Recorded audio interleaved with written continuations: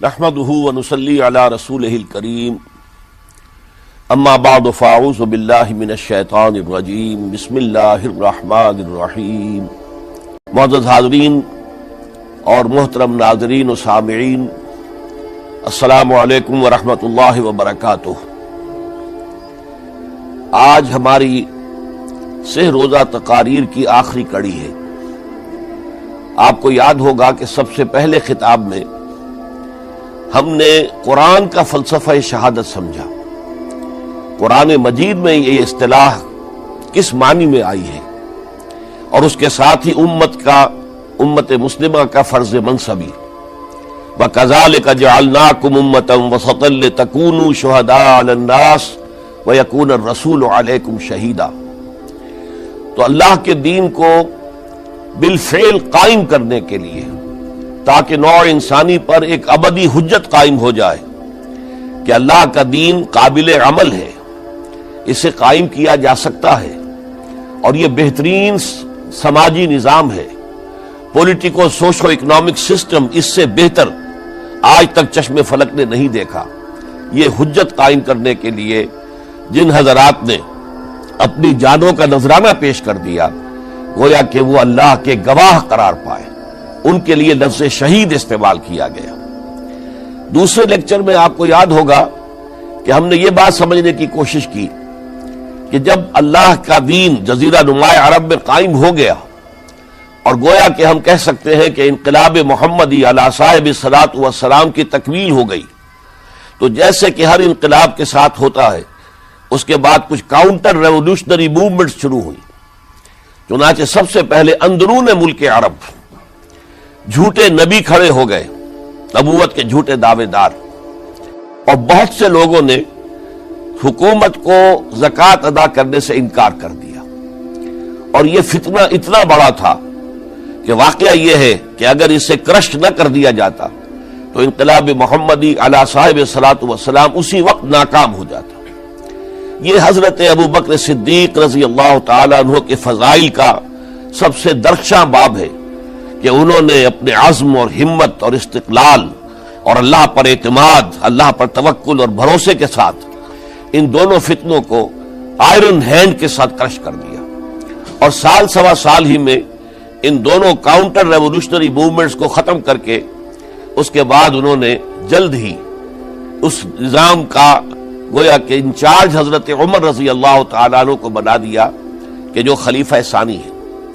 پھر ہم نے دیکھا کہ حضرت عمر کے زمانے میں رضی اللہ تعالیٰ عنہ توسیع کا جو عمل ہے، توسیع انقلاب محمدی کا عمل بڑی تیز رفتاری کے ساتھ جاری ہوا، فتوحات کا سیلاب آیا، ایران پوری سلطنت تہس نہس ہو کر رہ گئی، اس کے پرچے اڑ گئے، سلطنت روما اپنے تمام شمالی افریقی مقبوضات سے محروم، مغربی ایشیا سے اسے بے دخل کر دیا گیا، صرف وہ یورپ کے اندر محدود ہو کر رہ گئی۔ اب ظاہر بات ہے کہ اس کے خلاف بھی تو پھر رد عمل ہونا تھا، کاؤنٹر ریولوشنری موومنٹس اٹھنی تھی۔ تو سب سے پہلے حضرت عمر رضی اللہ تعالیٰ عنہ کی خلافت اور اس کے چراغ کو بجھانے کے لیے ایران کی طرف سے رد عمل ظاہر ہوا۔ ہرموزان جو ایک بڑا ان کا جرنیل تھا، اس کی سازش اور ابو لولو فیروز کے ذریعے سے حضرت عمر رضی اللہ تعالیٰ عنہ کو شہید کر دیا گیا۔ سمجھا یہ گیا تھا کہ یہ ساری عمارت شاید اسی شخصیت کی بل پر کھڑی ہے، لہذا جب میدان سے حضرت عمر ہٹ جائیں گے تو یہ خلافت کی پوری عمارت جو ہے وہ زمیں بوس ہو جائے گی۔ لیکن معلوم ہوا یہ عمارت محمد کی بنائی ہوئی تھی صلی اللہ علیہ وسلم۔ کھنڈر بتا رہے ہیں عمارت عظیم تھی، بڑی عظیم عمارت تھی جو حضور نے تعمیر کی تھی، لہذا حضرت عمر کی شہادت سے کوئی فرق واقع نہیں ہوا۔ حضرت عثمان رضی اللہ تعالیٰ عنہ آ گئے میدان میں، اور میں بتا چکا ہوں آپ کو کہ ان کے دور خلافت کے جو 12 سال ہیں، ان میں سے پہلے 10 سال بالکل حضرت عمر فاروق رضی اللہ تعالیٰ عنہ کی خلافت کے دور کی مثال ہے۔ اسی تیزی کے ساتھ انقلاب جو ہے آگے بڑھ رہا تھا، فتوحات کا دائرہ پھیل رہا تھا، اور اندرون ملک پورا امن، سکون، اطمینان اور چین تھا۔ لیکن ان کی دور خلافت کے آخری دنوں میں اب یہودیوں کی طرف سے رد عمل اور ایک کاؤنٹر ریولوشنری موومنٹ عبداللہ ابن سبا کے ذریعے سے کہ جس نے اسلام کا لبادہ اوڑھا اور منافقت کے پردے کے ساتھ وہ عالم اسلام میں داخل ہوا، اور اس نے چونکہ دیکھ لیا کہ پرانی چپقلش ہے، پرانی چشمک ہے جو قریش کے دو بڑے قبیلوں کے مابین یا دو بڑے گھرانوں کے مابین چلی آ رہی تھی، بنو ہاشم بنو امیہ۔ تو پہلے دو خلفاء جو تھے وہ نہ بنو ہاشم سے تھے نہ بنو امیہ سے تھے۔ حضرت ابو بکر صدیق بنو تیم سے تھے، حضرت عمر بنی عدی میں سے تھے، لیکن حضرت عثمان اب بنو امیہ میں سے تھے۔ اس کو انہوں نے گویا کہ دکھتی رگ بنا کر پکڑا اور پروپیگنڈا شروع کیا کہ خلافت تو بنو ہاشم کا حق ہے، کیونکہ حضور ہاشمی تھے صلی اللہ علیہ وسلم، تو گویا کہ عثمان غاصب ہیں رضی اللہ تعالی عنہ، بلکہ ان سے دونوں پہلو جو تھے حضرت عمر اور حضرت ابو بکر وہ بھی غاصب ہیں۔ اس کے ساتھ ہی فتنے کی مختلف شکلیں انہوں نے شروع کی۔ یہ الفتنۃ الکبریٰ کہلاتا ہے ہماری تاریخ میں، عظیم ترین فتنہ، جس کے نتیجے میں حضرت عثمان رضی اللہ تعالیٰ عنہ شہید ہو گئے۔ اور ان کی شہادت کے بعد اگرچہ خلافت حضرت علی رضی اللہ تعالیٰ عنہ کے ہاتھ میں آئی، لیکن یہ کہ باہمی خانہ جنگی کا وہ سلسلہ شروع ہوا جو حضرت علی کے دور خلافت جو 5 سالوں پر مشتمل ہے، اس کے دوران مسلسل خانہ جنگی رہی۔ ایک طرف شیعان علی تھے، دوسری طرف شیعان عثمان آ گئے جو حضرت عثمان رضی اللہ تعالیٰ عنہ کے قتل کے قصاص کے مطالبے کو لے کر سامنے آئے۔ جنگ جمل ہوئی، ایک رات میں 10,000 مسلمان شہید ہوئے۔ جنگ صفین میں 74,000 مسلمان شہید ہوئے۔ جنگ نہروان میں پھر 4,000 مسلمان شہید ہوئے۔ یہ شہادتیں جو چل رہی تھی، یہ کس لیے چل رہی تھی کہ جو بھی عمارت خلافت کی قائم ہوئی تھی اب اسے قائم رکھا جائے، اغیار کی طرف سے جو سازشیں ہو رہی ہیں، جو حملے ہو رہے ہیں، اسے ختم کرنے کے لیے ان کا مقابلہ کیا جائے۔ تو یہ اور اس کا یہ دور ختم ہوتا ہے حضرت علی کی شہادت پر رضی اللہ تعالی عنہ۔ اور یہ بات نوٹ کر لیجئے کہ حضرت علی کو شہید کرنے والے وہ خارجی تھے۔ عبد الرحمن ابن ملجم خارجی طبقے سے تعلق رکھتا تھا جو پہلے حضرت علی کے لشکر میں شامل تھے، لیکن جب حضرت علی نے رضی اللہ تعالی عنہ تحکیم اور ثالثی کی تجویز قبول کر دی تو وہ ناراض ہو گئے کہ اللہ تعالیٰ ہی ہے حاکم اور حکم، ان الحکم الا للہ، یہ انسانوں کو حکم کیوں بنا لیا گیا؟ اور اس میں اتنی شدت اختیار کی کہ وہ علیحدہ ہو گئے، اسی لیے انہیں خوارج کہا گیا۔ انہوں نے رائے یہ قائم کر دی جو مسلمان کبھی کوئی گناہ کبیرہ کا ارتکاب کرے گا وہ کافر قرار پائے گا، جب کافر ہوگا تو گویا کہ مرتد ہے تو واجب القتل، اس کا مال، اس کی عزت سب مباح ہے۔ یہ ہمارا سب سے پہلا گمراہ ترین فرقہ تھا۔ انہی میں سے 3 افراد نے بیٹھ کر اسکیم بنائی کہ یہ 3 افراد ایسے ہیں کہ جن کو اگر میدان سے ہٹا دیا جائے تو شاید مسلمانوں کی باہمی خانہ جنگی ختم ہو جائے اور مسلمان پھر کسی ایک خلیفہ پر راضی ہو جائیں، اور یہ تینوں کافر ہیں، معاذ اللہ ثم معاذ اللہ۔ حضرت علی کافر ہیں، ان کو قتل کرنے کی ذمہ داری عبد الرحمن ابن ملجم نے لی۔ حضرت معاویہ قاتل ہیں، ان کے لیے کسی اور کو اسائن کیا گیا۔ عمرو بن العاص قاسم ہیں، ان کے لیے کسی اور کو اسائنمنٹ دی گئی۔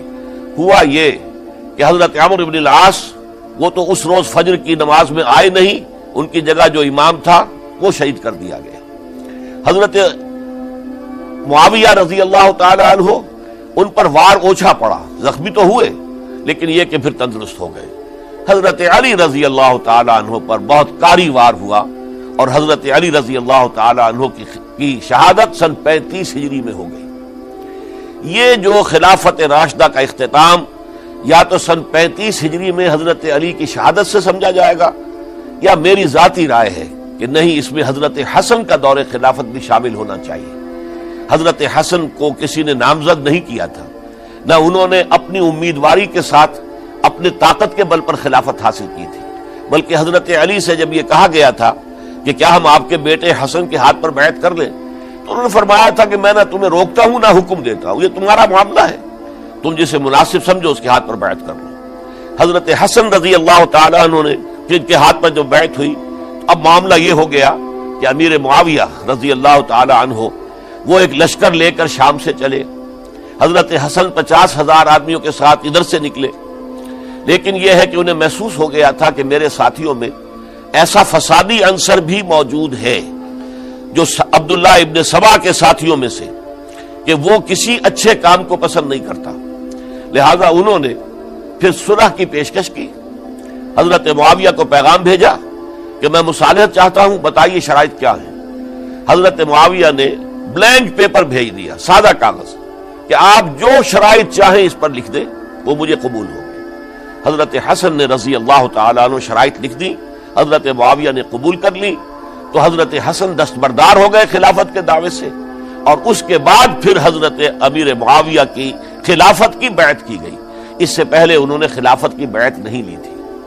یہ ہے سن 41 ہجری، اور اسے عام الجماع کہا جاتا ہے، یعنی یہ اختتام ہے مسلمانوں کی خانہ جنگی کے دور کا۔ پھر جمعیت ایک ہو گئی، پھر عالم اسلام متحد ہو گیا۔ اب پورا کا پورا عالم اسلام حضرت امیر معاویہ کے زیر خلافت تھا۔ اور حضرت امیر معاویہ کون ہے؟ وہ خود ایک صحابی رسول ہے، جلیل القدر صحابی رسول ہیں۔ اور آپ کو میں نے کل بھی بتایا تھا کہ حضرت معاویہ رضی اللہ تعالیٰ عنہ کی ایک ہمشیرہ ام حبیبہ رضی اللہ تعالیٰ عنہ حضور کے ازواج مطہرات میں سے ہیں، تو حضور کے گویا کے برادر نسبتی ہوئے۔ جو چند لوگ جو وحی کے لکھنے پر جو کاتبین وحی جو حضور نے مقرر کیے تھے، ان میں سے ایک حضرت معاویہ بھی ہے۔ پھر حضرت معاویہ کے لیے حضور کی دعا ہمیں ملتی ہے، اللہم اجعلہ ہادیا مہدیا، اے اللہ اسے ہادی ہدایت دینے والا بنا دے اور مہدی بنا دے جو ہدایت یافتہ ہو۔ تو یہ ان کی شان ہے۔ اور پھر یہ کہ ان کے زمانے میں جب عالم اسلام متحد ہو گیا، داخلی خلفشار ختم ہو گیا، تو فتوحات کا سلسلہ بھی دوبارہ جاری ہو گیا۔ حضرت علی رضی اللہ تعالیٰ عنہ کے 5 سالہ دور خلافت میں کوئی توسیع نہیں ہو سکی تھی دارالاسلام کی، کوئی مزید علاقے جو ہیں سلطنت اسلامی میں شامل نہیں کیے جا سکے تھے، اس لیے کہ سارا معاملہ تو داخلی خلفشار کا تھا۔ جو خانہ جنگی ہو رہی تھی، ایک دوسرے کی تیروں اور تلواروں اور نیزوں سے 1 لاکھ کے قریب مسلمان ختم ہو گئے تھے، تو اندر سے گویا کہ موشن ٹوٹ گیا اس سیلاب کا۔ تو سیلاب پھر دوبارہ جب امت جمع ہو گئی عام الجماع کے بعد، تو حضرت معاویہ رضی اللہ تعالیٰ عنہ ان کا دور خلافت اب 20 برس ہے۔ اندازہ کیجئے، یہ پورے 20 برس کوئی اندرونی خلفشار نہیں ہوا، کوئی جھگڑا نہیں ہوا، کوئی فساد نہیں ہوا، بلکہ جو فتوحات کا دائرہ تھا شروع ہو گیا۔ مکران اور سندھ کے علاقے فتح ہوئے، کابل اور یہ افغانستان کا علاقہ فتح ہوا، ترکستان کے علاقوں کے اندر پیش قدمی ہوئی۔ ادھر یہ کہ قیصر سلطنت روما کا اس کے مرکزی شہر قسطنطنیہ پر حملہ کیا گیا، جس کے لیے کہ حضور کی حدیث موجود تھی پیشن گوئی کے طور پر، اول جیش یغزو مدینۃ القیصر مغفورون لہم۔ حضور نے فرمایا تھا کہ جو پہلا لشکر قیصر کے شہر پر حملہ کرے گا تو وہ سب کے سب وہ مغفرت پا جائیں گے، اللہ تعالیٰ ان کی مغفرت فرما دے گا۔ اگرچہ کامیابی نہیں ہوئی، لیکن اس پیشن گوئی کی وجہ سے آپ کو معلوم ہے کہ حضرت ایوب رضی اللہ تعالی عنہ ان کو بھی اس پیشن گوئی کی وجہ سے، حالانکہ 90 برس سے اوپر عمر تھی، لیکن وہ بھی کہا انہوں نے کہ میں بھی اس میں جانا چاہتا ہوں، چنانچہ اس لشکر میں گئے، وہیں فوت ہوئے۔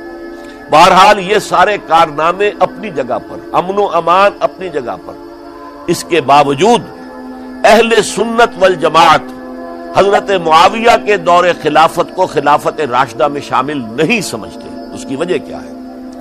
خلافت راشدہ کی شرط اولین قرآن مجید کے حکم کے مطابق امرہم شورا بینہم، مسلمانوں کے باہمی معاملات باہمی مشورے سے طے پاتے ہیں۔ حضرت ابوبکر صدیق رضی اللہ تعالیٰ عنہ سقیفہ بنی سعدہ کے اندر مشورے کے بعد ان کو منتخب کیا گیا اور ان کے ہاتھ پر بیعت ہوئی۔ حضرت عمر رضی اللہ تعالیٰ عنہ کو حضرت ابوبکر نے مسلمانوں سے مشورہ کر کے پھر نامزد کیا۔ حضرت عثمان کے لیے حضرت عمر رضی اللہ تعالیٰ عنہ نے اپنے جانشین کے لیے 6 افراد پر مشتمل کمیٹی بنا دی، جو بڑے سے بڑے جو اصحاب جو جن کے بارے میں کہا گیا ہے کہ جن کو دنیا ہی میں بشارت دے دی گئی تھی، جو عشرہ مبشرہ میں سے جو باقی تھے، ان کے اوپر مشتمل کمیٹی بنا دی کہ آپ لوگ طے کر لیں اور اپنے سے کسی ایک پر جمع ہو جائیں۔ اس اعتبار سے حضرت علی کے ہاتھ پر بھی جو بیعت ہوئی ہے تو وہ اہل مدینہ کے دباؤ پر ہوئی ہے، ان کے مطالبے پر ہوئی ہے۔ حضرت علی خود جو ہے وہ خلافت کے مدعی نہیں تھے بلکہ انکار کرتے رہے، چونکہ فتنے کا دور تھا۔ حضرت عثمان شہید ہوئے تھے، مسلمانوں کے دل زخمی تھے۔ اس حالت میں وہ سمجھتے تھے کہ اگر میں یہ خلافت جو ہے اپنے ہاتھ میں لے لوں گا تو ہو سکتا ہے کہ اس کا حق ادا نہ کر سکوں، لیکن یہ کہ جب انہوں نے دیکھا کوئی اور بھی تیار نہیں، طلحہ بھی تیار نہیں، زبیر بھی تیار نہیں، تو آخر مسلمانوں کو بغیر امارت کے چھوڑا تو نہیں جا سکتا، تو حضرت علی نے وہ قبول کر لی۔ حضرت حسن کے بارے میں بتا چکا ہوں کہ ان کے بارے میں لوگوں نے کہا تو حضرت علی نے فرمایا میں نہ حکم دیتا ہوں نہ روکتا ہوں۔ لیکن حضرت امیر معاویہ رضی اللہ تعالیٰ عنہ صحابی بھی ہے، حضور کے قرابت دار بھی ہے، کاتبین وحی میں سے بھی ہے، پھر ان کا دور حکومت امن، سکون، اطمینان ہر طرح سے جو ہے 20 برس تک کوئی داخلی خلفشات نہیں ہوا، کوئی فساد نہیں ہوا، کوئی باہمی جنگ و جدل نہیں ہوا، بلکہ فتوحات کا دائرہ آگے بڑھا۔ اس کے باوجود چونکہ انہوں نے طاقت سے خلافت حاصل کی، لہذا ان کے دور خلافت کو ہم خلافت راشدہ میں تسلیم نہیں کرتے، حالانکہ وہ خود راشد ہیں، اس لیے کہ تمام صحابہ کرام کے بارے میں سورہ حجرات میں فرمایا وَلَٰكِنَّ اللَّهَ حَبَّبَ إِلَيْكُمُ الْإِيمَانَ وَزَيَّنَهُ فِي قُلُوبِكُمْ وَكَرَّهَ إِلَيْكُمُ الْكُفْرَ وَالْفُسُوقَ وَالْعِصْيَانَ أُولَٰئِكَ هُمُ الرَّاشِدُونَ۔ تمام صحابہ کرام کی شان یہ ہے کہ اللہ تعالیٰ نے ان کے دلوں میں ایمان کو کھبو دیا ہے، ایمان ان کے دلوں میں رچ گیا ہے، بس گیا ہے، جم گیا ہے، اور کفر سے، فسق سے انہیں تبھی نفرت ہو گئی ہے، اور یہ سب کے سب راشدون ہیں۔ تو تمام صحابہ راشدون ہیں، اس اعتبار سے خود حضرت امیر معاویہ بھی راشدون میں شامل ہے، لیکن خلفائے راشدین میں شامل نہیں ہے۔ خلفائے راشدین عام طور پر تو ہم کہتے ہیں حضرت ابوبکر، حضرت عمر، حضرت عثمان، حضرت علی۔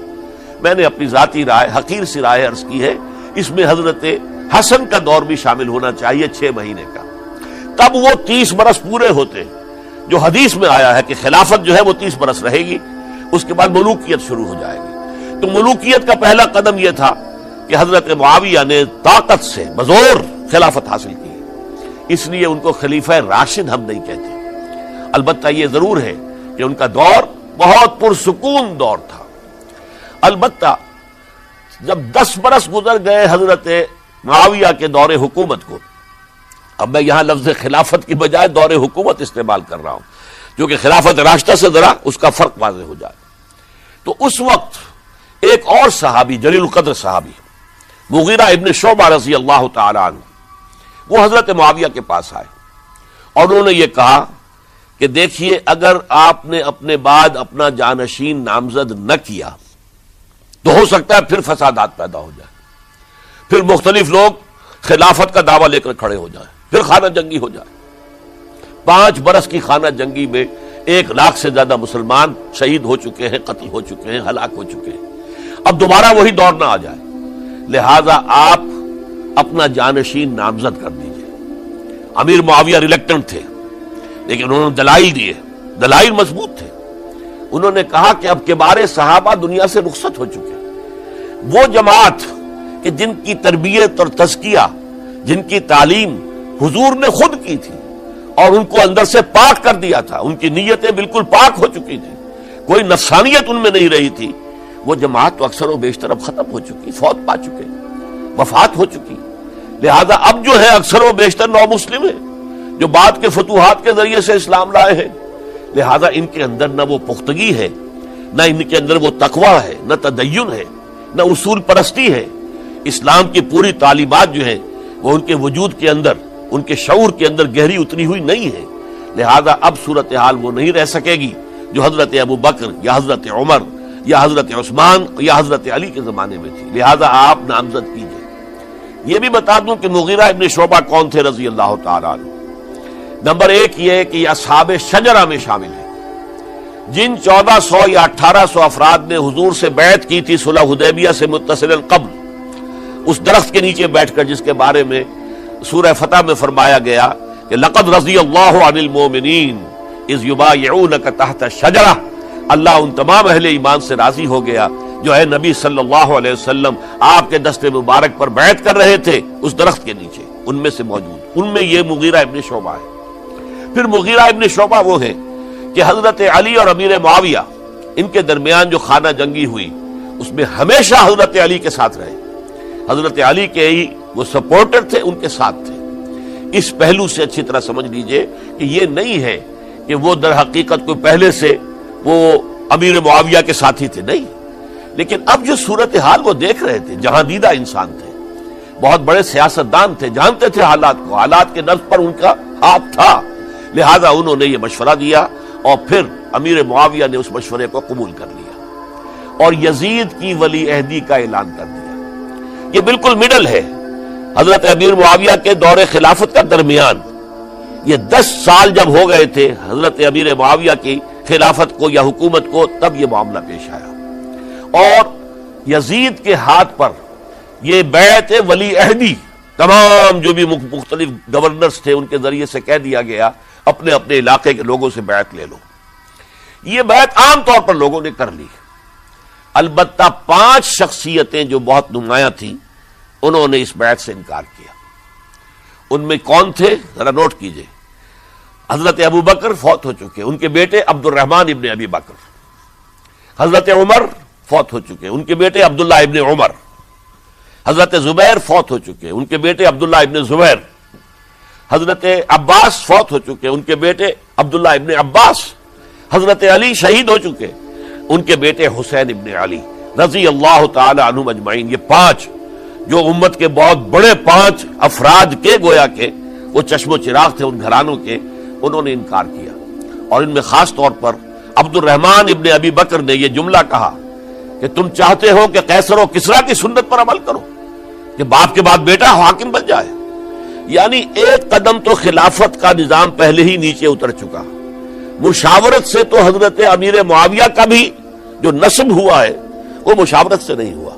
ایک درجے میں وہ جو اللہ تعالیٰ کے رسول نے عمارت بنائی تھی شاندار، اس خلافت کا جو سیاسی نظام تھا اس میں ایک تو کڑی آ چکی زوال کی کہ ایک شخص نے طاقت کے ذریعے سے خلافت حاصل کر لی، اب اس کی اگلی کڑی لانا چاہتے ہو کہ قیصر و کسریٰ کے طریقے سے خاندان کے اندر، ایک قبیلے کے اندر یہ خلافت جو ہے یا حکومت جو ہے نسل بعد نسل، باپ کے بعد بیٹا اور بیٹے کے بعد پوتا، اس کو ہم کبھی گوارا نہیں کریں گے۔ حضرت امیر معاویہ بہت دانشمند انسان تھے، انہوں نے ان 5 حضرات پر کوئی تشدد نہیں کیا، کوئی جبر نہیں کیا، بلکہ رہنے دیا، ٹھیک ہے یہ بیعت نہیں کر رہے، ابھی تو بیعت ولی عہدی ہے، کوئی حرج نہیں، لہذا کوئی جھگڑا، کوئی اس وجہ سے کوئی فساد، اس بنا پر کوئی جنگ نہیں ہوئی۔ 10 سال گزر گئے، یعنی 10 سال تک یزید ولی عہد رہا ہے، 10 سال تک، اور اس سوائے ان 5 بڑی شخصیتوں کے جو پوری امت تھی، عوام الناس تھے، ان سب نے اسے قبول کیا۔ یہ صورتحال اب جب پیدا ہوئی جب حضرت امیر معاویہ کا انتقال ہو گیا، یہ سن 60 ہجری ہے، اب سوال پیدا ہوا کہ وہ ولی عہدی کی بیعت اب بیعت خلافت میں منتقل ہو جائے گی، لہذا پھر یہ ہوا کہ سب لوگوں سے، سب گورنروں کو لکھ دیا گیا تمام صوبوں کے اندر کہ اپنے اپنے لوگوں سے بیعت لے لو۔ ظاہر بات ہے کہ وہاں کوئی ریفرنڈم نہیں ہوتا تھا، کوئی ووٹ نہیں ہوتے تھے کہ اس کی پرچیاں ڈالی جا رہی ہوں، ایک ایک شخص سے رائے لینا نہیں ہوتی تھی، بلکہ اس وقت کی جمہوریت یہ تھی اور شورائیت یہ تھی کہ ڈفرنٹ کلینز ہیں، ڈفرنٹ فیملیز ہیں، ڈفرنٹ ٹرائبز ہیں، ان کے سردار، ان کے بڑے لوگ، ان کے اہم لوگ بیعت کر لیں تو گویا کہ سب کی بیعت ہو گئی۔ وہ ایک قبائلی نظام تھا اور اس میں یہ نہیں تھا نظام کے ووٹ بنے ہوئے ہوں اور اس کی پرچیاں ڈالی جا رہی ہوں، تو تمام عالم اسلام نے گویا کہ بیعت قبول کر لی اب یزید کی بحیثیت خلیفہ۔ اب وہ جو 5 آدمی تھے ان میں سے ایک فوت ہو چکے تھے، حضرت عبد الرحمن ابن ابی بکر رضی اللہ تعالی عنہما، دونوں فوت ہو گئے، لیکن باقی 4 رہ گئے۔ ان 4 کو نوٹ کیجئے، اور یہ بڑا سینسٹیو ایشو ہے جس پر میں اب گفتگو کر رہا ہوں۔ ان 4 میں کون ہیں؟ عبداللہ ابن عباس، عمر میں سب سے بڑے وہ ہیں، اور ان کی شان یہ ہے کہ انہیں حبر الامہ کہا گیا ہے، امت کے سب سے بڑے عالم، اور قرآن مجید کے وہ سب سے پہلے مفسر ہیں۔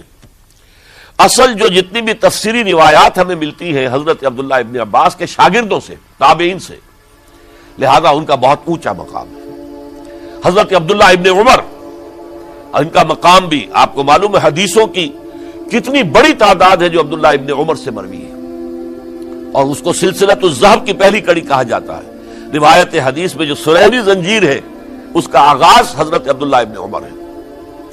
ایک طرف یہ دونوں ہو گئے، ان دونوں کی رائے کیا ہوئی؟ اگرچہ کام غلط ہوا ہے، یہ اس طریقے سے قیصر و کسریٰ کی روایت پر عمل کرنا غلط ہے، لیکن یہ اتنی بڑی غلطی نہیں ہے کہ اس کی وجہ سے باہمی جنگ و جدال ہو، خوریزی ہو، ایک دوسرے کی گردنیں کاٹی جائیں اور فتنہ و فساد پیدا کر دیا جائے۔ لہذا انہوں نے یزید کی بیعت کر لی۔ دو حضرات رہ گئے، یہ نسبتاً نوجوان ہیں، ان دونوں کی پیدائش ہجرت کے بعد ہوئی ہے۔ ہجرت کے بعد پہلا بچہ جو مہاجرین میں پیدا ہوا ہے وہ عبداللہ ابن زبیر ہے، بلکہ کچھ عرصے تک مہاجرین میں جب کوئی پیدائش نہیں ہوئی تو وہ مکے مدینے کے منافقین نے کہنا شروع کر دیا تھا کہ یہ یہاں کے کمزور ہو گئے، نامرد ہو گئے، ان کی اولاد اب چلے گی نہیں۔ تو عبداللہ ابن زبیر جب پیدا ہوئے، اور آپ کو معلوم ہونا چاہیے وہ حضرت ابوبکر صدیق کے نواسے ہیں، حضرت عائشہ صدیقہ کی ہمشیرہ حضرت اسماء کے بیٹے ہیں عبداللہ ابن زبیر، اور زبیر بہت شجاع، بہت ہی بہادر انسان تھے۔ تو عبداللہ ابن زبیر کے اندر بھی وہی کیفیات تھی۔ انہوں نے کہا نہیں، اس غلطی کو ہم برداشت نہیں کریں گے، خونریزی ہوتی ہے تو ہو، لیکن ہم اسلامی نظام کو نیچے اترتا ہوا نہیں دیکھ سکتے۔ جیسے کبھی حضرت ابوبکر نے فرمایا تھا ایبدل الدین وانا حی، کیا دین میں ترمیم اور تنسیخ کر دی جائے گی؟ دین کو بدل دیا جائے گا، دین میں تحریف کر دی جائے گی جبکہ میں ابھی زندہ ہوں؟ میں جیتے جی یہ نہیں ہونے دوں گا۔ حضرت عبداللہ ابن زبیر کی یہ رائے ہوئی، وی ہیو ٹو چیلنج، ہم مقابلہ کریں گے، ہم اسے پیسیولی قبول نہیں کریں گے۔ انہوں نے بیعت سے انکار کیا اور مدینہ چھوڑ کر مکے جا کر حرم کے اندر پناہ گزین ہو گئے۔ یہی معاملہ حضرت حسین ابن علی رضی اللہ تعالی عنہما کا تھا، وہ بھی نہایت شجاع، نہایت جری، نہایت بہادر۔ انہوں نے بھی کہا کہ یہ غلط قیصر و کسریٰ کی روایت جو شروع ہو رہی ہے اسے ہم نے ریزسٹ کرنا ہے اور اسے ہم آگے نہیں چلنے دیں گے۔ ان پر بھی جب دباؤ ڈالا گیا کہ بیعت کرو تو وہ کچھ وقت مان کر، کہ دیکھیے میں ایسا شخص نہیں ہوں کہ تنہائی میں علیحدہ کمرے میں بیٹھ کر بیعت کروں، جب عمومی بیعت لوگے تم سب سے تو میں بھی آ جاؤں گا، اس وقت لوگ فیصلہ کریں گے۔ تو بس اس وجہ سے پھر وہ گورنر جو تھا اس وقت مدینے کا، اس سے اجازت لے کر آ گئے اور راتوں رات وہاں سے نکل کر وہ بھی مکے پہنچ گئے۔ تو اب یہ چار جو ہیں دو گروہوں میں تقسیم ہو گئے، 2+2۔ دو کی رائے یہ ہوئی کہ بات غلط ہے، لیکن اس کی بنا پر خونریزی، جنگ و جدال، جنگ آپس میں خونریزی کرنا یہ صحیح نہیں ہے، بلکہ مصلحت اس میں ہے کہ اس کو قبول کر لیا جائے۔ پھر اللہ تعالیٰ کو بہتر حالات پیدا کرے گا اس کے ذریعے سے، تعلیم کے ذریعے، تلقین کے ذریعے سے، جیسے نبی اکرم صلی اللہ علیہ وسلم نے اتنا عظیم انقلاب برپا کیا تھا۔ ہم کوشش کریں گے کہ نظام حکومت کی اصلاح ہو جائے، لیکن اس وقت اگر ہم اڑ گئے تو پھر گویا کہ خونریزی اور فساد اور باہمی جو جنگ ہے وہ شروع ہو جائے گی۔ اور دو حضرات کی رائے ہوئی کہ نہیں، ہمیں ہر صورت میں ریزسٹ کرنا ہے، خونریزی ہوتی ہے تو ہو، ہمیں جانے دینی پڑتی ہے تو دیں گے، ہم شہادت قبول کریں گے، لیکن اس غلطی کو قبول نہیں کر سکتے۔ تو میں اس کے لیے عرض کر رہا ہوں، یہ تیسری شہادتوں کا جو دور شروع ہوا ہے، پہلا شہادتوں کا دور حضور کا دور، دین کو قائم کرنے کی جد و جہد میں جنہوں نے جانے دی ہیں۔ دوسرا دور اس دین کے خلاف جو کاؤنٹر ریولوشنری موومنٹس آئی ہیں ان کو رفع کرنے کے لیے جانے دینا۔ ہزاروں صحابہ کی جانیں اس میں بھی گئی ہیں، مسیلمہ ابن کذاب ہو یا مانعین زکوٰۃ ہو، ان کے خلاف جو جہاد ہوا۔ پھر ظاہر بات ہے کہ حضرت عثمان رضی اللہ تعالیٰ عنہ کے بعد جو فساد ہوا، وہ شہادتیں کیا تھی؟ اس دین کے نظام کو قائم رکھنے کے لیے، انٹیکٹ رہے، دشمن اس کے اندر رکھنے ڈالنے میں کامیاب نہ ہو جائے۔ اب تیسرا دور وہ آ رہا ہے کہ جب کہ داخلی طور پر اس نظام خلافت کے اندر زوال شروع ہو رہا ہے، اس زوال کو روکنے کے لیے کہ وہ اپنی اصل جو خلافت کا نظام اللہ نے اور اس کے رسول نے دیا ہے اس کی بنیاد پر قائم رہے، لہذا ہم ریزسٹ کریں گے اس تبدیلی کو اور میدان میں آ کر مقابلہ کریں گے۔ یہ حضرت عبداللہ ابن زبیر رضی اللہ تعالی عنہما اور حسین ابن علی رضی اللہ تعالی عنہما، اب ان دونوں میں ایک اختلاف ہوا۔ حضرت عبداللہ ابن زبیر کی رائے یہ تھی کہ یہ مکہ ہے، یہ اللہ کا گھر ہے، یہ حرم ہے، اور یہاں کے لوگ بہت سے برے اثرات سے ابھی تک بچے ہوئے ہیں، پاک ہیں، لہذا ہمیں یہاں رہنا چاہیے۔ اس کو مرکز بنا کر ظاہر بات ہے اسی مکے سے محمد الرسول اللہ صلی اللہ علیہ وسلم نے دعوت شروع کی تھی، وہیں سے وہ پھیل کر جو ہے ایک عظیم انقلاب کی شکل اس نے اختیار کی تھی، ایک عظیم مملکت جو ہے حضور چھوڑ کر گئے تھے۔ تو ہمیں مکے میں رہ کر ہی اپنی تحریک شروع کرنی چاہیے، لیکن ادھر حضرت علی کے پاس پیغام آ رہے تھے کوفے سے۔ کوفہ چونکہ حضرت حسین کے پاس پیغام آ رہے تھے کوفے سے، چونکہ کوفے کو حضرت علی نے دارالخلافہ بنا لیا تھا، اور وہاں سمجھا جاتا تھا کہ حضرت علی کے ہمدرد اور حضرت شیعان علی جنہیں ہم کہیں، ان کے ساتھی ہم خیال یہ لوگ ہیں کثرت کے ساتھ، اور وہاں سے اب خطوط کا تانکا شروع ہو گیا، آپ یہاں آئیے، ہم بےتاب ہیں، آپ کا استقبال کریں گے، آپ کے ہاتھ پر بیعت کریں گے، تاکہ یہ جو قیصر و کسریٰ کی سنت شروع ہو رہی ہے اس کو روکا جا سکے۔ وہ تانتا بندھا ہوا ہے خطوط کا۔ تو حضرت حسین رضی اللہ تعالیٰ عنہ نے فیصلہ کر لیا کہ میں کوفے جاؤں گا۔ حضرت زبیر روکتے رہ گئے کہ نہیں، کوفیوں پر اعتماد نہ کیجیے، یہ زبانی کلامی ساتھ دیتے ہیں، جب ڈنڈا چلتا ہے تو پھر یہ ہٹ جاتے ہیں میدان سے، ان پر اعتماد نہ کریں آپ، لہذا یہی مکے میں رہیے اور ہم دونوں مل کر ایک بڑی طاقت بن جائیں گے، اور یہ مکہ جو ہے ہمارے لیے حصار ہے، یہ ہمارے لیے پناہ گاہ ہے، یہاں سے اس دعوت کا آغاز کیا جائے۔ اب یہ افسوس ہے اسے اللہ کی مشیت سمجھا جائے، اللہ کی مرضی ہے، جو کچھ ہوتا ہے وہ تو باذن رب ہوتا ہے، اللہ اپنی مصلحتوں سے ہم سے زیادہ واقف ہے، ہم تو نہیں سمجھ سکتے۔ حضرت حسین نے فیصلہ کیا اور ڈٹ گئے اس فیصلے پر کہ میں کوفے جاؤں گا۔ اب یہ بھی بات قرآن مجید میں آیا ہے، حضور سے خطاب کر کے فرمایا گیا فَإِذَا عَزَمْتَ فَتَوَكَّلْ عَلَى اللَّهِ، جب ایک مرتبہ آپ ایک ارادہ کر لیں تو پھر اللہ پر توکل کیجئے، پھر یہ نہیں کہ کبھی آگے کبھی پیچھے جاؤں یا نہ جاؤں، یہ نہیں، یہ تردد یہ نہیں، بلکہ یہ کہ ایک فیصلہ کر کے ڈٹ جائیے، اس لیے کہ جو بھی نتیجہ ہے وہ تو اللہ کے ہاتھ میں ہے، لہذا اللہ پر توکل کیجئے۔ فَإِذَا عَزَمْتَ فَتَوَكَّلْ عَلَى اللَّهِ، لہذا سب نے سمجھایا حضرت حسین کو کہ آپ کوفے نہ جائیں۔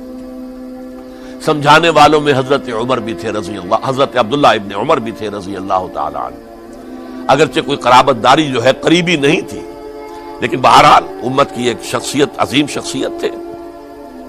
سمجھانے میں سب سے زیادہ زور صرف کیا ہے حضرت عبداللہ ابن عباس نے رضی اللہ تعالی عنہما۔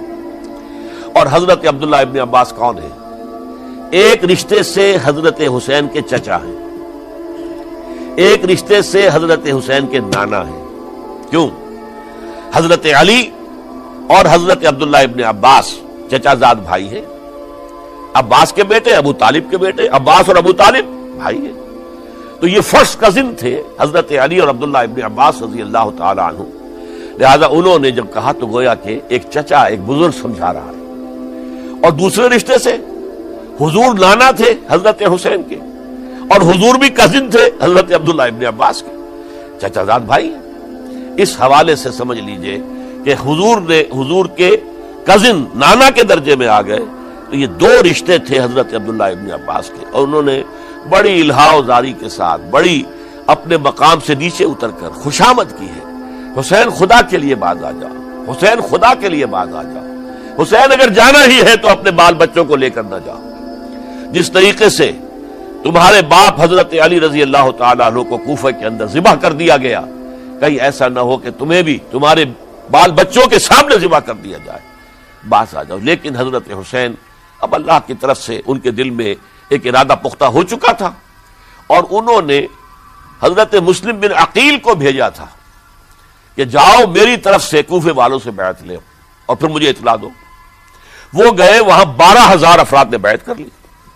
اب ان کا خط آ گیا کہ یہاں تو فضا بالکل ہموار ہے، اتنے لوگوں نے بیعت کی ہے، باقی بھی جیسے ہی آپ سامنے آ جائیں گے سب بیعت کر لیں گے، لہذا یہاں پر وہ ریزسٹنس کے لیے گویا کہ ہمارے پاس طاقت اس کوفے کے اندر بہت مضبوط طاقت ہوگی کہ ہم یزید کی حکومت کے خلاف ریزسٹ کر سکیں۔ اس کے بعد ہوا کیا؟ یزید نے عبید اللہ ابن زیاد کو گورنر بنا کر بھیج دیا۔ یہ شخص تھا بہت ڈنڈا چلانے والا، اس نے سختیاں شروع کی تو بہت سے لوگ اس بیعت سے تائب ہو گئے. لیکن مسلم بن عقیل وہ میدان میں آئے اور ان کے ساتھ ہزاروں آدمی آ گئے جنہوں نے بیعت کی تھی، ابھی تک بیعت پر قائم تھے، اور انہوں نے گورنر کے گھر کا گھیراؤ کر لیا. گورنر کے ساتھ 30-40 آدمی تھے کل. وہ چھتوں پر چڑھ گئے، وہاں سے پتھراؤ کیا، اور وہاں سے جو 30-40 آدمی کوفے کے تھے ان سے کہا تم اپنے اپنے لوگوں کو کہو کہ چلے جائیں واپس یہاں سے.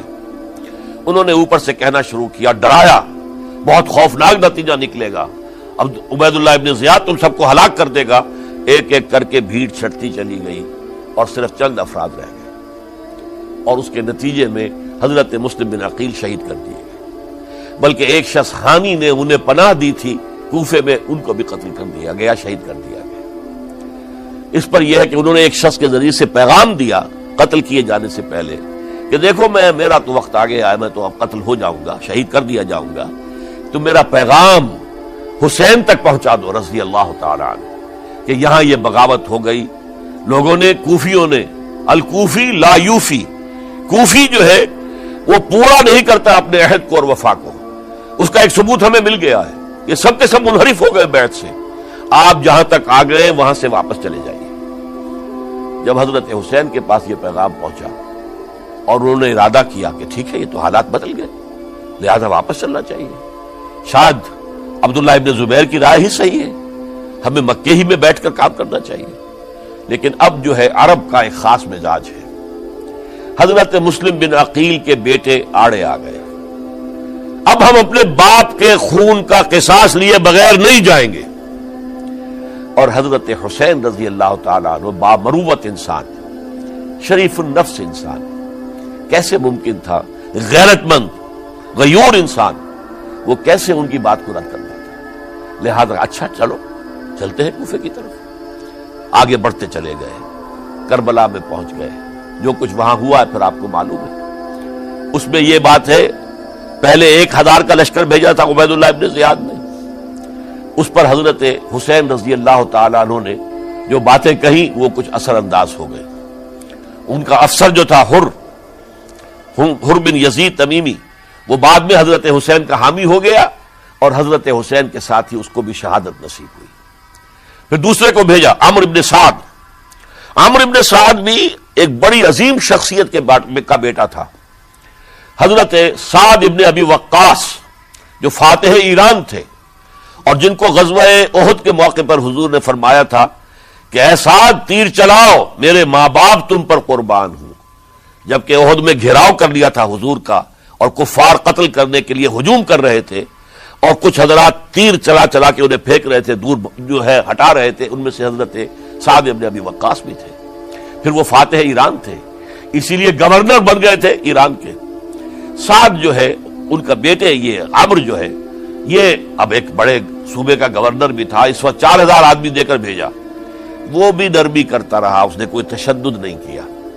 اس کے اندر بہرحال اپنے عظیم باپ کے خون کا کچھ اثر تھا. لیکن یہ کہ پھر ابن زیاد کو اطلاع مل گئی کہ عمرو ابن سعد جو ہے وہ تو لے تو لال کر رہا ہے، حملہ نہیں کر رہا، قتل نہیں کر رہا، بلکہ یہ کہ وہ تو اس راستہ بھی دینے کے لیے تیار ہے کہ نہ مدینے کی طرف جائیے اور نہ آپ مکے کی طرف جائیے، نہ کوفے کی طرف جائیے، بلکہ آپ چاہے تو دمشق چلے جائیں، یزید سے اپنا معاملہ کر لیں. اس پر ابن زیاد نے پھر وہاں سے خط لکھا ہے، میں نے تمہیں اس کام کے لیے بھیجا تھا، میں نے تمہیں حکم دیا تھا حسین سے میری بیعت لو، یعنی میری بیعت کے ذریعے یزید کی بیعت لو اور اسے پکڑ کر لا کر میرے سامنے پیش کرو. لہذا پھر اس نے ایک بہت خونخوار شخص کو زیادہ فوج دے کر بھیجا ہے، اور وہ جو ہے اس نے آ کر جو ہے شمر نے پھر اس نے فیصلہ کن معاملہ کیا. حضرت حسین رضی اللہ تعالیٰ عنہ نے ان دنوں میں جو وہاں گزرے ہیں، جتنے بھی کوفی آئے ہوئے تھے نا، اکثر و بیشتر تو کوفے کے لوگ تھے، ان سے کہا کہ میں خود نہیں آیا، تم نے مجھے بلایا تھا. اے فلاں ابن فلاں، کیا تم نے مجھے خط نہیں لکھا تھا کہ آؤ؟ اے فلاں ابن فلاں، کیا تم نے مجھے پیغام نہیں بھیجا تھا کہ یہاں تشریف لائیے؟ اور دیکھو میرے پاس تمہارے خطوط موجود ہیں. وہ ایک تھیلا جس میں کہ خطوط ہے وہ بھی لا کے میدان میں رکھ دیا. یہ حضرت حسین رضی اللہ تعالیٰ عنہ کی شرافت اور اپنی صاف دلی، کوئی اس کے اندر عیاری نہیں تھی ان کے اندر، معاذ اللہ ثم معاذ اللہ، لیکن یہ کہ اس کا نتیجہ اچھا نہیں نکلا. نتیجہ کیا نکلا؟ اب انہیں پتا چل گیا کوفیوں کو، اگر اب حسین زندہ دمشق پہنچ گئے یزید کے پاس تو یہ ہم سب کا بھاڑا پھوڑ دیں گے، ہماری شامت آ جائے گی، لہذا اب تو کسی صورت انہیں زندہ نہیں رہنے دینا. یہ ایک بڑا اہم واقعہ، نوٹ کر لیجیے اس کو، اس لیے کہ حضرت حسین نے ایک ایک کا نام لے کر، اے فلاں ابن فلاں، اے فلاں ابن فلاں، اے فلاں ابن فلاں، کیا تم نے خط نہیں لکھا تھا؟ کیا تمہارا پیغام نہیں تھا؟ اب انہوں نے دیکھا کہ یہ بھانڈا اگر یزید کے ہاں جا کر پھوڑ دیا گیا تو پھر ہماری خیر نہیں ہوگی. یہی وجہ ہے حضرت حسین کو شہید کرنے کے بعد، یہ نوٹ کر لیجئے، 72 آدمی تھے کل، جس کو کہہ لیں لشکر حضرت حسین کا رضی اللہ تعالیٰ عنہ. ان میں سے 20 خاندان بنی ہاشم کے چشم و چراغ تھے. وہ بڑی بہادری سے لڑے ہیں، بڑی بہادری سے لڑے، ایک ایک نے لڑ کر جان دی ہے، بہت سو کو مارا ہے. یقاتلون فی سبیل اللہ فیقتلون ویقتلون، قتل کر بھی رہے تھے، قتل ہو بھی رہے تھے، ایک ایک کر کے قتل ہو رہے تھے، شہید ہو رہے تھے. 20 جو ہے خاندان بنی ہاشم میں سے شہید ہوئے ہیں. حضرت حسین رضی اللہ تعالیٰ عنہ کا ایک بہت ہی انفنٹ چھوٹا بچہ وہ بھی شہید ہوا ہے. باقی سب مرد، تمام مرد، سوائے ایک حضرت حسین کے بیٹے حضرت علی بن حسین زین العابدین کہلائے بعد میں، وہ بیمار تھے، وہ جنگ میں حصہ نہیں لے سکتے تھے، وہ بچ گئے صرف. اچھا، حضرت حسین شہید ہو گئے، یہ ہے 10 محرم الحرام سن 61 ہجری. کیا مطلب ہے؟ حضور کے انتقال کے ٹھیک 50 برس بعد، سن 11 ہجری میں حضور کا انتقال، اور سن 61 ہجری میں حضور کے نواسے، اور جن کے بارے میں حضور نے فرمایا سیدہ شباب اہل الجنہ، حضرت حسین شہید کر دیے گئے. اور اس کے بعد اس لشکر نے خیموں کو آگ لگا دی. یہاں نقطہ سمجھ لیجئے، آگ کیوں لگائی؟ انہیں معلوم تھا ہمارے خلاف ڈاکومنٹری پروف موجود ہے وہاں پر، وہ ہمارے خطوط کے تھیلے وہاں موجود ہیں، اگر وہ باقی رہ گئے تو ہماری شامت آ جائے گی، ہمیں کون بچائے گا؟ ورنہ ظاہر بات ہے کہ اگر تو وہ دشمنی کے انداز میں بات ہوتی تو خواتین کی بھی بے حرمتی کی گئی ہوتی، لیکن نہیں، کسی نے، ظاہر بات ہے کہ خانوادہ نبوت کی کسی خاتون کی بے حرمتی نہیں کی، قطعاً نہیں کی، قطعاً نہیں کی، قطعاً نہیں کی. لیکن خیمے جلانا ان کی ضرورت تھی تاکہ وہ ریکارڈ جو ہے ان کا وہ تلف ہو جائے، سارے خطوط جو ہیں وہ جل جائیں تاکہ ان کے خلاف ثبوت باقی نہ رہے. یہ عظیم سانحہ کربلا ہے. اب چونکہ یہ ہماری تاریخ کے ان واقعات میں سے ہے جس پر بہت کچھ اختلافات ہیں، مختلف گروہوں کی تعبیرات بہت مختلف ہیں. ایک طرف اہل تشیع کا اپنا بیان ہے، دوسری طرف اہل سنت کا ایک اجماعی بیان ہے، تیسری طرف کچھ ایسے لوگ پیدا ہو گئے ہیں جو حضرت حسین رضی اللہ تعالیٰ عنہ پر الزام لگا رہے ہیں، اہل سنت میں سے، کہ وہ تو حکومت کے طالب تھے، اقتدار کے خواہش مند تھے، واجب القتل تھے. معاذ اللہ ثم معاذ اللہ ثم معاذ اللہ. حضرت حسین اگرچہ صغار صحابہ میں سے تھے، یعنی حضور کی حیات طیبہ میں ابھی چھوٹے بچے تھے، لیکن ان کا شمار صحابہ میں ہے. اور پھر یہ وہ شخص ہے جو حضور کی گود میں کھیلا ہے، یہ وہ ہے جو حضور کے شانوں کے اوپر جس نے سواری کی ہے. علامہ اقبال نے جیسے حضرت اسماعیل کے لیے کہا ہے کہ وہ فیضان نظر تھا یا کہ مکتب کی کرامت تھی، سکھائے کس نے اسماعیل کو آداب فرزندی. ظاہر بات ہے حضرت اسماعیل کسی اسکول اور مدرسے دارالعلوم میں پڑھے نہیں تھے کہ وہاں پتہ چلتا کہ والد کا حق کیا ہے. یہ فیضان نصر تھا، ابراہیم کی نگاہ کا یہ فیضان تھا کہ بیٹے کے اندر وہ جذبہ پیدا ہوا کہ یا ابت افعل ما تؤمر، ابا جان جو خواب آپ دیکھ رہے ہیں اور جو حکم آپ کو اس خواب کے ذریعے مل رہا آپ کر گزریے، ستجدنی انشاءاللہ من الصابرین.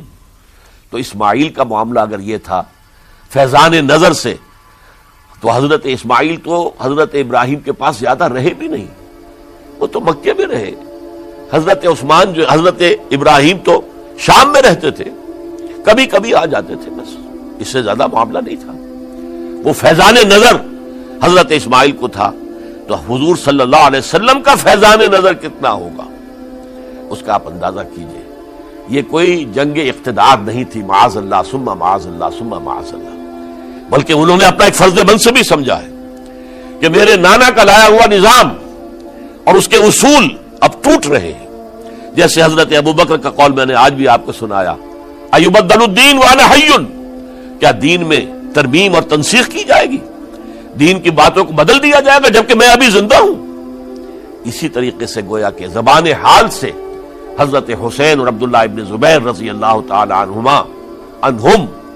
ان دونوں نے یہ فیصلہ کیا کہ ہم روکیں گے اس کو. آپ اختلاف کر سکتے ہیں کہ حضرت حسین کی رائے صحیح تھی یا حضرت عبداللہ ابن عباس کی رائے صحیح تھی، یہ کہہ سکتے ہیں آپ، لیکن کسی کی نیت پر حملہ نہیں کر سکتے. اسی طریقے سے بعض لوگ جو ہے حضرت عبداللہ ابن عباس، عبداللہ ابن عمر، ان کی نیتوں پر حملہ کرتے ہیں. ان کو تو یزید نے دولت سے خرید لیا تھا، معاذ اللہ ثم معاذ اللہ ثم معاذ اللہ. یہ دونوں جلیل القدر صحابہ ہیں، یہ تو صغار صحابہ میں سے نہیں ہے، یہ جوان تھے پورے حضور کے زمانے میں، جنگوں میں حصہ لیا ہے. حضرت عبداللہ ابن عمر نے، عبداللہ ابن عباس نے رضی اللہ تعالیٰ عنہما، انہیں کوئی رقم نہیں خرید سکتی تھی، کوئی دولت نہیں خرید سکتی تھی. جو رائے انہوں نے قائم کی دیانتاً قائم کی. اور ہمارے ہاں اصول یہ ہے کہ جب کوئی نئی صورتحال پیدا ہو جائے اور اجتہاد کی ضرورت پیش آ جائے اور پوری کوشش کر کے مجتہد اجتہاد کر رہا ہے، تو اگر اسے غلطی بھی ہو جائے، مجتہد مخطی خطا کار، اس کو بھی اکیرا ثواب ملتا ہے. اور مجتہد مصیب، وہ مجتہد کے جس کی رائے صحیح، جس کا فیصلہ صحیح، اسے دوہرا ثواب ملتا ہے. تو ان کے مابین ایک اختلاف رائے کا ہوا، اجتہاد کا ہوا. آیا یہ غلطی اتنی بڑی ہے کہ امت میں تفرقہ پیدا کیا جائے، امن و امان کو برباد کیا جائے، خوریزی کا بازار گرم کیا جائے، یا نہیں؟ دو کی رائے یہ ہوئی. ان کی مخلصانہ رائے تھی، ان کی دیانت دارانہ رائے تھی. ہم ان کی نیت پر حملہ نہیں کر سکتے. آپ اختلاف کرنا چاہیں تو کیجئے. اسی طرح حضرت عبداللہ ابن زبیر اور حضرت حسین ابن علی رضی اللہ تعالی عنہ، ظاہر بات ہے کہ ان کا بھی ایک اجتہادی رائے تھی کہ نہیں، یہ دین کے نظام کے اندر بہت بڑا رکھنا پڑ رہا ہے، یہ تو اب قیصر و کسریٰ کی سنت شروع ہو رہی ہے، یہ اسلام کے دین کے اوپر طریقہ نہیں، عمل نہیں ہو رہا ہے، تو ہم اسے اپنی جانوں کا نذرانہ دے کر بھی اسے روکیں گے، روکنے کی کوشش کریں گے، رکے نہ رکے ہم اپنی جانیں دے دیں گے. یہ بھی دیانت دارانہ رائے تھی، مخلصانہ رائے تھی. ان کی نیت پر کوئی حملہ کم سے کم اہل سنت والجماعت میں سے کسی شخص کو حق نہیں ہے. اس لیے کہ اہل سنت والجماعت کا کہنا یہ ہے، الصحابۃ کلھم عدول، صحابہ جتنے بھی ہیں وہ سب کے سب عدول ہیں، ان میں بدنیتی نہیں آ سکتی، خطا ہو سکتی ہے. اہل سنت کے نزدیک معصومیت خاصہ نبوت ہے. نبوت ختم ہو گئی محمد الرسول اللہ صلی اللہ علیہ وسلم پر. آپ کے بعد معصوم کوئی نہیں. ابو بکر بھی معصوم نہیں، عمر بھی معصوم نہیں، عثمان بھی معصوم نہیں، علی بھی معصوم نہیں رضی اللہ تعالی عنہ اجمعین. تو معصوم کون ہوگا؟ عبداللہ ابن عباس بھی معصوم نہیں، عبداللہ ابن زبیر بھی جو ہے معصوم نہیں، حسین ابن علی بھی معصوم نہیں، اسی طریقے سے عبداللہ ابن عمر، عبداللہ ابن زبیر، کوئی معصوم نہیں. انہوں نے اپنی رائے قائم کی ہے، اس پر عمل کیا ہے دیانت دارانہ سنسیریٹی کے ساتھ، اور ان کے لیے اللہ تعالیٰ کے ہاں ہر طرح کا اجر و ثواب ہے سب کے لیے. حضرت عبداللہ ابن زبیر کی رائے اس اعتبار سے بہتر ثابت ہوئی، انہوں نے مکے میں پھر حکومت قائم کی. 9 برس تک ان کی حکومت قائم رہی. بنو امیہ ختم نہیں کر سکے اسے. سن 73 میں جا کر ان کی شہادت ہوئی ہے. اور ایک مرحلہ تو وہ بھی آیا تھا کہ شام اور مصر کی دونوں صوبے جو ہیں وہ بھی ان کے تحت آ گئے تھے. تو واقعہ یہ ہے کہ اگرچہ حضور نے ہمیں منع کیا ہے کہ کبھی یہ نہ کہا کرو کہ ایسا ہوتا تو ایسا ہو جاتا، نہیں، جو ہوا اللہ کی مرضی سے ہوا، اللہ کے اذن سے ہوا. حدیث کے الفاظ ہیں ان کلمۃ اللہ تفتح عمل الشیطان.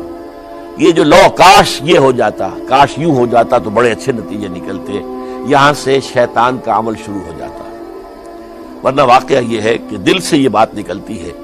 اگر حضرت حسین اور عبداللہ ابن زبیر یکجا ہو جاتے اور مکے کو اپنا مرکز بنا کر جو عظیم مقصد انہوں نے اپنے سامنے رکھا تھا کہ یہ جو روایت غلط آ رہی ہے اسلام کے دینی سیاسی نظام کے اندر، اس کو ہم روکیں گے، تو اللہ تعالیٰ انہیں کامیابی عطا فرما دیتا. لیکن یہ پھر ہم کہیں گے ما شاء اللہ کان وما لم یشاء لم یکن. جو اللہ نے چاہا وہ ہوا اور جو اللہ نے نہیں چاہا وہ نہیں ہوا. حضرت حسین کو وہ عظیم شہادت اللہ نے دینی تھی, وہ اونچا مقام عطا کرنا تھا, اور پھر ان کی عظیمت, ان کا صبر, ان کا ثبات, ان کا استقلال. معلوم ہوا کہ اللہ تعالیٰ نے انسانوں کے اندر کتنی کچھ طاقت رکھی ہوئی ہے اور کتنی کچھ صلاحیتیں اللہ نے ودیعت کی ہیں. وہ جس طرح ڈٹے رہے, کھڑے رہے. واقعہ یہ ہے کہ وہ بھی نوع انسانی کے لیے ہمیشہ کے لیے ایک سبق ہے, اور وہ سبق یہ ہے کہ آپ حق, جو بھی آپ حق سمجھیں اس حق کے اوپر ڈٹ کر کھڑے ہو جائیں, اور اس میں پرواہ نہ کیجئے کہ آپ کی نفری کم ہے یا آپ کے ساتھ تعداد زیادہ. کوئی خیال نہ کیجئے, اس کے فکر نہ کیجئے کہ حالات ادھر ہیں یا ادھر ہیں, حالات سازگار آپ کے دشمن کے ساتھ ہیں یا آپ کے ساتھ ہیں. کوئی فکر نہ کیجئے. حق حق ہے, اس کا ساتھ دینا لازم ہے, اس کے لیے جان دے دینا یہ سب سے بڑی کامیابی ہے. وَلَا تَقُولُوا لِمَن يُقْتَلُ فِي سَبِيلِ اللَّهِ أَمْوَاتٌ. ہرگز نہ کہنا ان کو جو اللہ کی راہ میں قتل ہو جائیں کہ وہ مردہ ہیں. بل احیاء, وہ تو زندہ ہے. ولیکن لا تشعرون, یہ تمہیں شعور نہیں ہے. وَلَنَبْلُوَنَّكُمْ, اب یہ تمام مسلمانوں سے خطاب ہو رہا ہے, ہم تمہیں لازماً آزمائیں گے. بِشَيْءٍ مِّنَ الْخَوْفِ, خوف سے, وَالْجُوعِ, اور بھوک اور فقر و فاقے سے. حضرت حسین اور ان کے ساتھیوں کو پیاس کے ذریعے سے آزمایا گیا. حالانکہ دریا دور نہیں ہے لیکن پانی بند کر دیا گیا. کیسی کیسی شدت اور کیسے کیسے سخت حالات کا سامنا کیا, لیکن جھکے نہیں, گردن نہیں جھکی, ڈٹے رہے اپنے موقف کے اوپر. وَلَنَبْلُوَنَّكُمْ بِشَيْءٍ مِّنَ الْخَوْفِ وَالْجُوعِ وَنَقْصٍ مِّنَ الْأَمْوَالِ وَالْأَنفُسِ وَالثَّمَرَاتِ, اور ہم تمہیں جانی اور مالی نقصانات کے ذریعے سے آزمائیں گے. وَبَشِّرِ الصَّابِرِينَ, اور اے نبی بشارت دے دیجئے صبر کرنے والوں.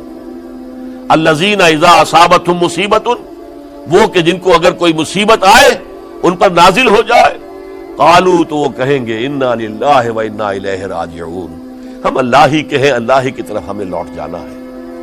أُولَئِكَ عَلَيْهِمْ صَلَوَاتٌ مِّن رَّبِّهِمْ وَرَحْمَةٌ, یہ ہیں وہ جن پر ان کے رب کی طرف سے صلوات ہے, درود ہے اور رحمت ہے. وَأُولَئِكَ هُمُ الْمُهْتَدُونَ, اور یہی ہدایت یافتہ ہے. اللہم ربنا اجعلنا منہم, اللہم ربنا اجعلنا منہم. میرے اور آپ کے لیے سبق یہ ہے, صرف حضرت حسین کا کوئی دن منا لینا یہ نہیں.